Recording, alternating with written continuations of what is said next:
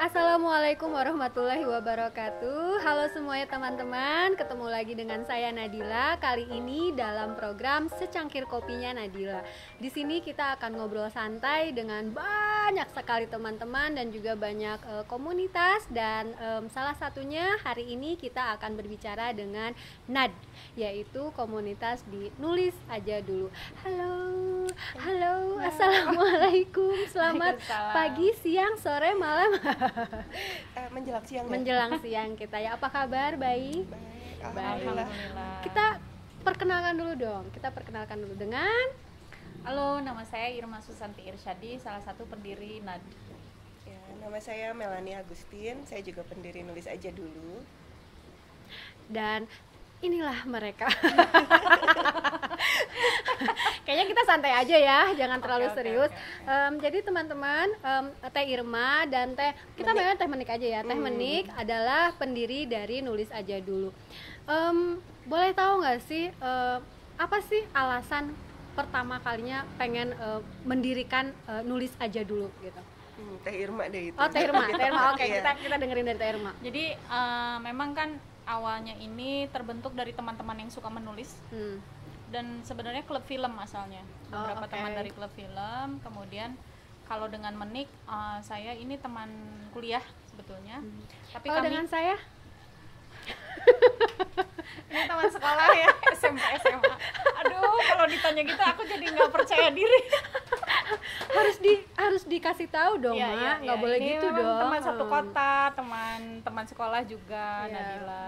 Kita temen baong babarengan ya. Oh enggak, saya mah Enggak, golongan kamu soleha. Oke, balik lagi ke poin yang tadi. Iya. Bercanda aja, Bercanda kalau kamu soleha, aku enggak gitu. Iya, kamu soleha banget. Ya, Oke. jadi begitu ketemu Menik, ada teman-teman yang lainnya juga. Ternyata memang kita punya satu kesamaan, yaitu sama-sama suka menulis. Terus awalnya tuh masih menulis biasa aja di Facebook ya, di blog dan sebagainya. Kemudian akhirnya kami memutuskan kenapa nggak bikin aja sendiri gitu, yang memang punya visi yang sama, menulis itu harus seperti apa, mengedukasi orang tentang literasi itu seperti apa. Akhirnya 24 Desember 2018 kami membentuk Nulis Aja Dulu dengan harapan nama ini akan membuat orang menjadi percaya diri, karena kan biasanya kalau orang tuh ingin menulis, aduh aku kan nggak bisa nulis itu susah. Tapi dengan Itu dia, dengan itu yang nama aku Nulis pikirin. Aja Dulu tuh kita tuh kepengen menyemangati orang-orang bahwa it's okay, nggak apa-apa, kamu mau nulis tentang apa, tulis aja dulu, nanti kan bisa sambil belajar pelan-pelan seperti itu. Sulit nggak sih untuk merangkul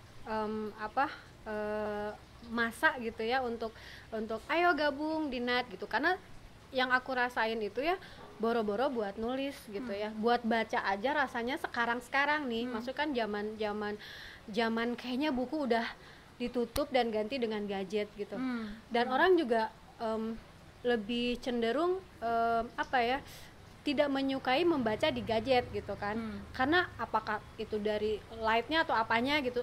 Contohnya aku lah gitu, aku nggak terlalu suka baca cerita di gadget karena cahayanya itu bikin mata aku tuh cepet lelah gitu kan, dan itu tuh yang akhirnya udah gitu, akhirnya lama-lama lupa gitu. Itu ada kepikiran nggak sih, mungkin nggak sih sulit banget gitu untuk mengajak orang-orang untuk gabung di NAD gitu? Sulit nggak? Justru ini di luar ekspektasi ya. Awalnya kan memang kami tidak berpikiran grup ini akan jadi besar, enggak. Karena memang hanya fun, Hobi. hanya hobi, hanya ngumpulin teman-teman di lingkaran kami aja yang memang suka nulis dan suka baca dan suka nonton. Nah, Nggak kepikiran bahwa grup ini bakalan jadi profesional, bakalan jadi besar, nggak, sama sekali nggak kepikiran. Tapi setelah Nulis Aja Dulu di launching di Facebook, lalu kami punya perjalanan setengah tahun, 1 tahun ya. Di sana justru kami mendapatkan banyak sekali kejutan. Pertama, ternyata banyak sekali peminat dan pegiat literasi di Indonesia, yang terutamanya yang mereka yang berkecimpung di Facebook. Yang keduanya, kami mendapatkan kejutan bahwa pegiat literasi itu tidak hanya dari kalangan akademisi. Oh, Kalau dulu kan oke. kami berpikir orang-orang yang suka nulis itu biasanya anak bahasa Indonesia atau anak bahasa Inggris gitu kan. Guru, dosen. Guru, dosen, akademisi lah seperti itu. Tapi ternyata begitu kami mendirikan NAD, kami dapat kejutan bahwa pegiat literasi itu ada di semua kalangan.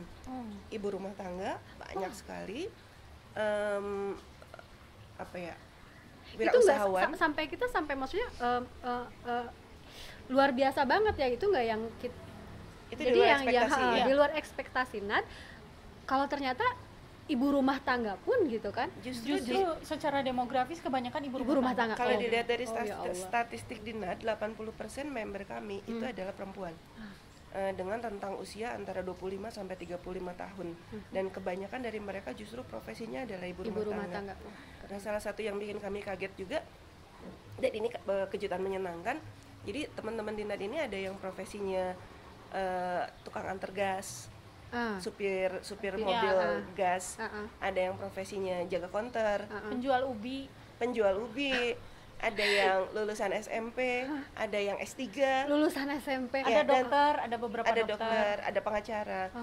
Dan yang lulusan SMP tadi, Itu hampir universal. Berarti Universal universal banget ya. yang lulusan SMP tadi itu justru masuk jadi salah satu peserta NAD Academy. NAD Academy jadi NAD itu mengadakan ada NAD akademi. Academy juga. Jadi setelah itu aku boleh tahu dulu nggak, setelah berapa lama dari mendirikan NAD itu, kan NAD itu berdiri di tahun 2019 atau 2018 ya, 2018 akhir tapi Desember gitu. Itu jangka waktunya berapa lama sih sampai akhirnya NAD itu bisa bikin kegiatan akademi gitu kan? Otomatis kan kalau dilihat dari satu project itu kan pasti butuh rentang waktu yang lama ya untuk untuk memberi tahu kepada masa gitu bahwa hai ini ada NAD, kita di sini nulis aja dulu. Nggak lama ya, lama ya? paling Berapa setahun lama? ya? Setahun. Ya beruntungnya adalah kami bertemu dengan orang-orang yang tepat, yang sama gilanya dengan literasi ini. Jadi saya selalu bilang sama anak-anak NAD, terutama yang bekerja dengan kami, para admin dan kru, kalau orang lain berjalan kita harus lari, bahkan kita terbang kalau bisa. Jadi dalam jangka waktu setahun itu kami sudah banyak membuat dan bahkan memplanning untuk kedepannya kelas-kelas menulis misalnya. Jadi kamu hebat banget ya, nggak hanya memotivasi tapi harus memberi ambisi kepada mereka untuk hayo lari gitu kan. Aku terharu loh disebut hebat sama seorang Nadila. Aku juga terharu kamu sampai mau di sini berbincang-bincang sama aku. Ini kesempatan langka banget. Terus iya, jadi kami bikin event-event menulis ya, lomba menulis. Kami membuat kelas-kelas menulis, kami namakan ruang belajar. Kemudian kalau NAD Academy ini semacam kelas eksklusifnya di NAD. Jadi seperti audisi penyanyi gitu. Kami menyeleksi para penulis yang kompeten, kami kumpulkan dalam sebuah wadah WhatsApp group ya, karena memang virtual semuanya. Kemudian kami tawarkan kepada mereka program karantina ini selama 4 bulan harus selesai 1 buah novel. Dan kami sediakan mentor dan itu gratis. aku tuh sempat dapat broadcast dari Irma. Jadi di situ ada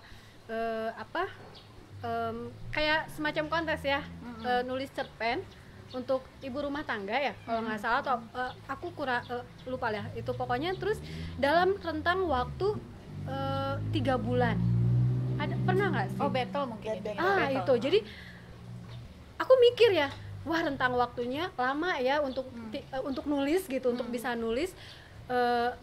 Aku pengen ikutan gitu, tapi sumpah sampai itu berakhir aku nggak ikutan. Ya tentu saja. Jadi ternyata buat aku kendalanya luar biasa, besar sekali gitu untuk bisa nulis gitu. Kadang ya 1 lembar kertas kosong sudah aku sediakan plus penanya gitu. Cuman mau nulis 1 kalimat aja judul gitu ya, rasanya apa ya ntar dulu ya gitu. Inspirasi itu rasanya susah banget gitu.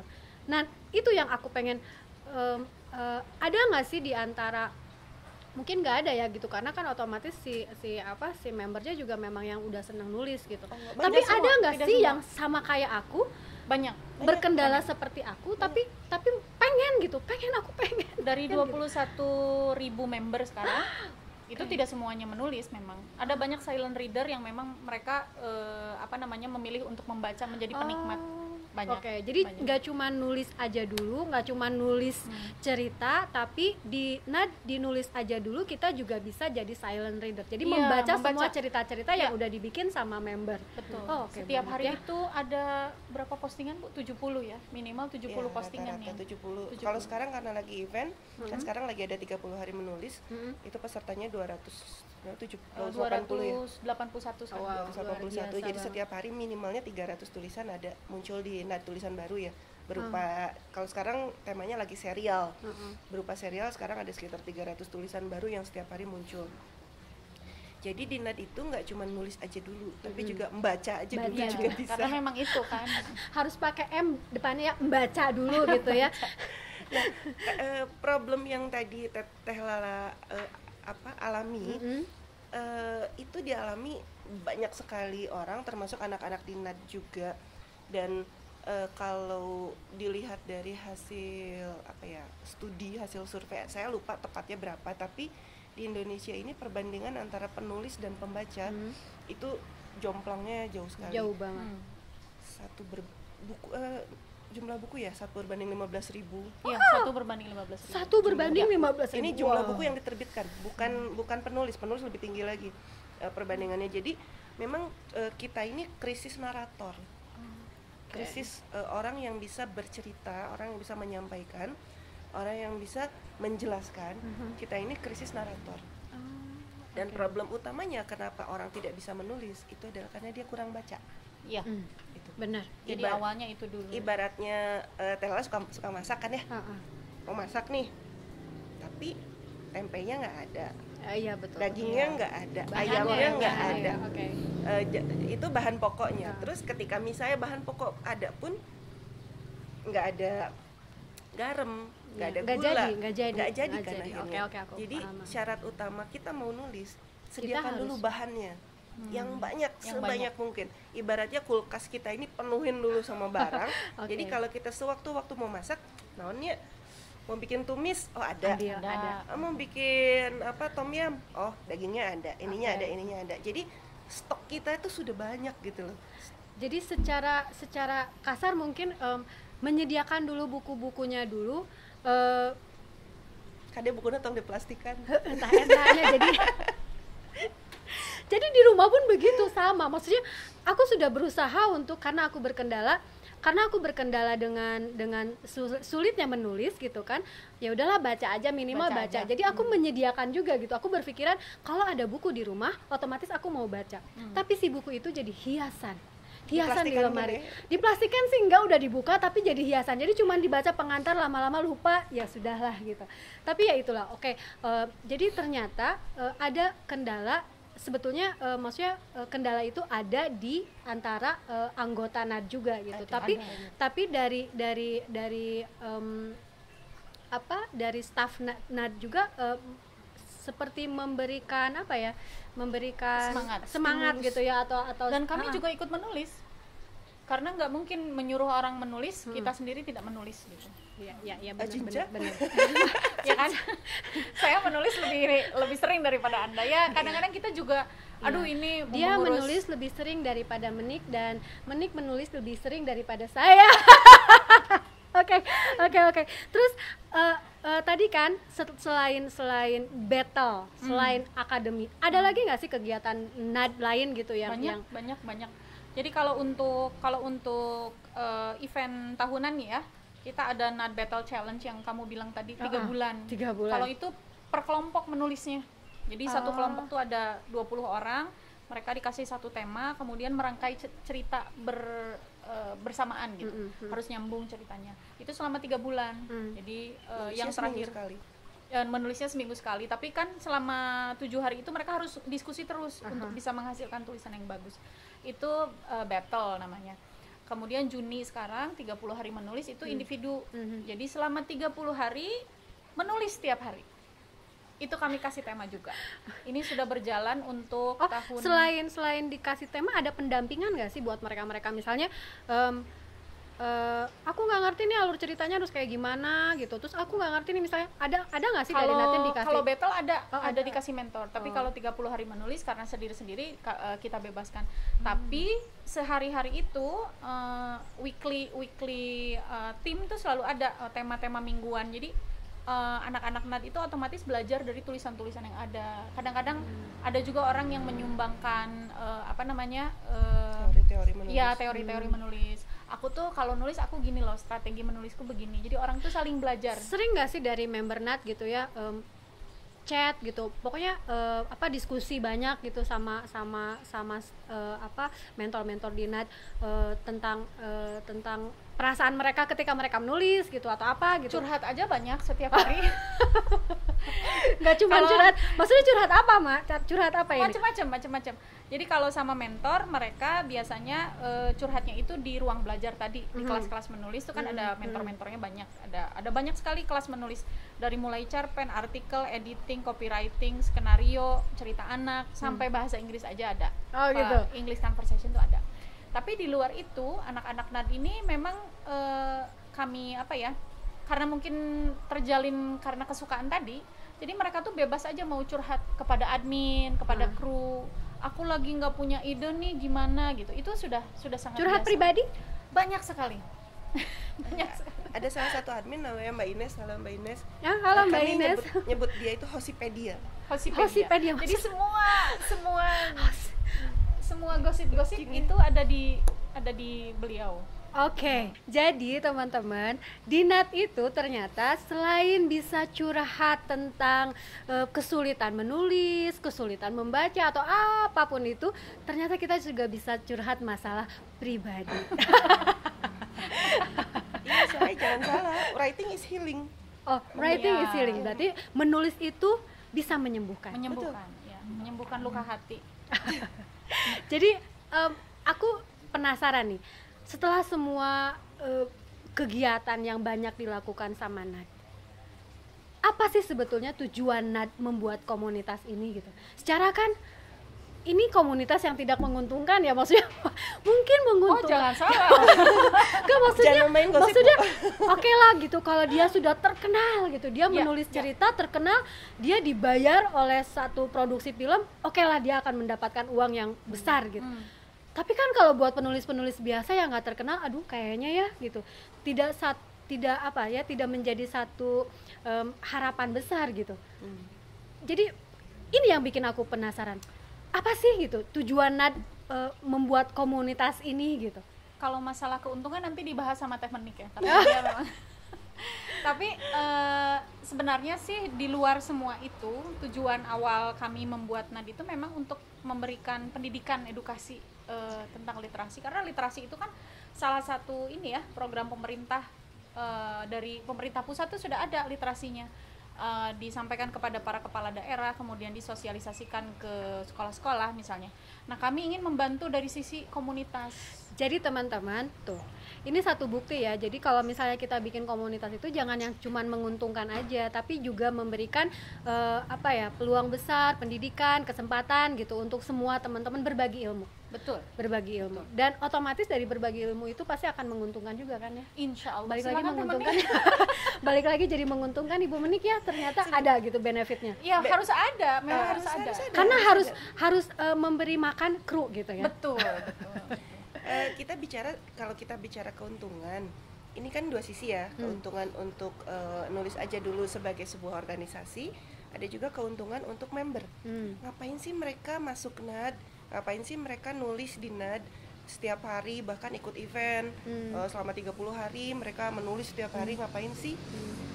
Nah, ini kan keuntungan buat sudut mana dulu, sisi mana dulu yang kita bicarakan. Kalau kita bicara dari sisi member, kalau kita bicara tentang hobi, sebetulnya penghobi itu jarang sekali yang mengharapkan keuntungan justru secara material ya.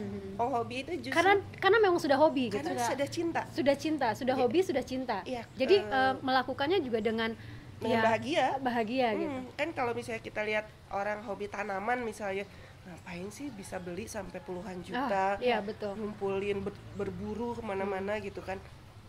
Tapi itu memberikan kepuasan. Betul. Jadi salah satu alasan kenapa orang-orang ini ada di NAD, pertama adalah hobi. Mereka mencintai apa yang mereka lakukan. Mereka mendapatkan kepuasan dari sana. Yang kedua, ini ada kategori lain yang kami juga simpulkan setelah kami mengelola NAD, bahwa menulis itu betul-betul bisa menjadi katarsis, menjadi jalan keluar, menjadi dunia lain yang bisa dijalani orang-orang yang memiliki tekanan hidup. Jadi manusia itu kan bukan panci presto ya, yang mengandalkan tekanan terus gitu ya, dan justru mereka mendapatkan benefit dari tekanan. Manusia kan nggak seperti itu, Karena harus ada venting, harus ada pelepasan. Ya. Nah, menulis itu adalah salah satu bentuk pelepasan. Ini semua udah numpuk di dada gitu ya, daripada ditumpuk di dada jadi penyakit gitu, better lu nulis aja deh gitu. Kadang kan kalau nulisnya sekedar curhat, nanti dia malu. Kalau nulis curhat ditulis di diary gitu ya, dikunci tuh, taruh di lemari tuh. SMP banget. SMP aku begitu. Nah, kalau yang udah agak-agak dewasa, mereka bisa memasukkan kreativitas ke dalam tulisan curhat itu. Yang tadinya sekedar tulisan curhat bisa jadi cerpen, bisa jadi novel, bisa jadi naskah drama, bisa jadi puisi gitu. Oke, itu mungkin cerita pribadi, tapi kamu bisa mengandaikan itu menjadi mengemas cerita kamu itu menjadi cerita seseorang gitu kan. Anggaplah satu karakter baru gitu ya, yang akan memiliki cerita yang kamu punya gitu yang kan. akan penyampai pesan darimu. Ya, misalnya kayak tadi Tahir mau bilang, misalnya Telala lagi sebel banget sama orang namanya Irma gitu ya. Lalu dengan kekesalannya itu, kalau misalnya sekedar curhat nanti jadi berantem. Betul. Kalau sekedar curhat di Facebook nih. Kalau curhat di Facebook jadi berantem. Curhat lewat telepon, WA ataupun berantem. Tapi kalau misalnya dipendem jadi penyakit gitu. Iya, tapi kalau curhatnya jadi cerpen, ada orang misalnya namanya disamarkan sedikit jadi Irma jadi Irmawati. Jadi Irna misalnya. Mama itu masih jelas gitu ya. Misalnya Irma jadi Irna. Lalu dibikinlah si Irna ini jadi tokoh yang jahat, jadi tokoh yang menyebalkan. Terus di endingnya dibikin menderita sama Telala. Jadi mau dibunuh kayak mau disiksa kayak mau diapa deh, itu terserah kamu gitu. Itu benar-benar cerita kamu lah gitu. Jadi kamu bisa puas sepuas-puasnya mencurahkan keinginan kamu di situ, kekesalan kamu, amarah kamu, apa semua kekecewaan itu di situ. Jadi ternyata teman-teman ya, banyak banget keuntungan kita bisa bergabung di NAD gitu kan. Dan aku rasa ini benar-benar sesuatu yang betul kata Menik tadi ya, writing is healing gitu. Jadi bisa jadi penyembuhan karena banyaknya tekanan, apalagi pandemi seperti sekarang kan kita maklum mama kan gitu. Kita di rumah bener-bener yang bisa seharian full hanya menemani daring anak, memasak, beres-beres, segalanya dilakukan satu waktu, dan itu terus bergulir sampai akhirnya bisa jadi setahun 2 tahun, kita nggak tahu sampai kapan gitu. Betul. Jadi alangkah baiknya dengan kesempatan ini kita bisa memanfaatkan komunitas NAD ini untuk bisa berbuat sesuatu lah yang bisa menghasilkan buat kalian gitu. Dan lagi ini sih sebetulnya saya lupa persis kutipannya seperti apa, tapi menulis adalah menciptakan sejarah.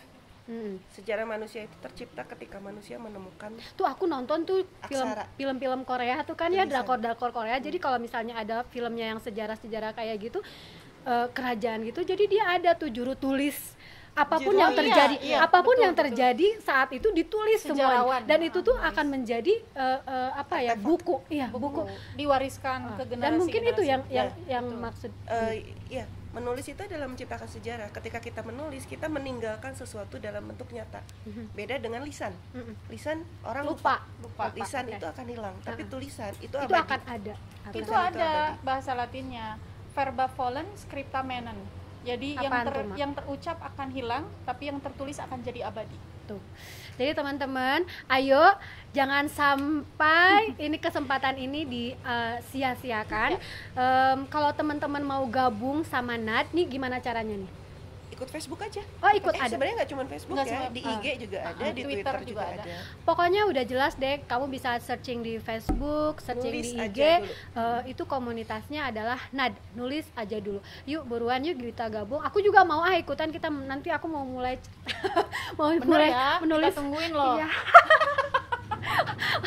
Oke, kita akan ketemu di episode berikutnya nanti, dan kita akan membahas sesuatu yang akan kegiatan yang akan kita bikin ya. Ya, Kegiatan yang akan bersama kita Nat bikin. ya. Jadi ini adalah kelanjutannya dari event Nat yang ada di Secangkir Kopinya Nadila. Jadi aku mau bikin event, teman-teman di Nat atau mungkin yang belum ada di Nat untuk join gitu, bikin nulis, bikin cerita. Kita temanya mau apa nih yang akan kita bahas nanti? Kita mau ngangkat apa nih untuk memberikan peluang lah, kesempatan buat teman-teman semuanya untuk mencoba menulis cerita. Itu dari member Nat boleh, dari luar Nat juga boleh gitu. Who knows kan, dari luar Nat juga bisa jadi membersnya Nat gitu. Karena kebanyakan ibu rumah tangga ya. Dan nyambung sama yang tadi tentang healing. Healing. Tentang healing. Oke, jadi kita mau mengangkat ibu rumah tangga. Ibu rumah tangga. Ibu rumah tangga yang Kalau kayak single gimana? mom gimana? Oke. Single Bukan mom ibu itu- rumah tangga yang sempurna. Iya. Mereka yang betul. memiliki kondisi rumah tangga yang Yang tidak penuh dengan ideal. tekanan. Ya. Yang tidak Nggak, ideal. mungkin nggak single mom aja ya, mungkin ada yang masih lengkap berumah tangga tapi yaitu dalam tekanan. Seperti panci presto. Ibu rumah tangga di dalam panci presto. Oke, kita akan tunggu Di episode selanjutnya. di episode selanjutnya cerita-cerita dari teman-teman yang akan mengangkat masalah single moms. Secangkir Kopinya Nadila di episode pertama sekian dulu, dan kita akan ketemu lagi di next episode tentang cerita single moms. Dan mudah-mudahan kita bisa ketemu lagi ya, Ya, Irma, insya Allah. Menik ya, kita bahas-bahas Terima kasih. cerita-ceritanya. Dan terima kasih hari ini udah banyak bercerita tentang Nat. Mudah-mudahan kita semuanya happy ada di sini, dan mudah-mudahan ini juga menjadi ilmu buat kita semua untuk tetap bisa berbagi. Secangkir Kopi Nadila. Wassalamualaikum warahmatullahi wabarakatuh.